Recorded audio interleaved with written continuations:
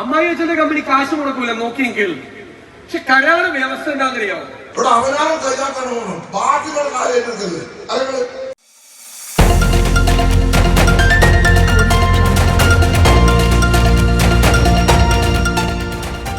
നിറഞ്ഞു കവിഞ്ഞ് Areekode town UDF വിചാരണ സദസ് VD സതീശൻ ഉദ്ഘാടനം ചെയ്തു.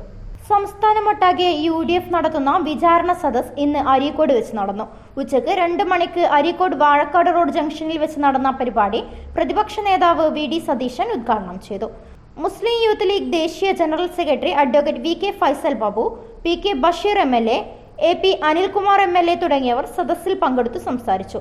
സദസ്സിലേക്ക് വലിയ ജനക്കൂട്ടമാണ് എത്തിച്ചേർന്നത്. News bureau, Areekode.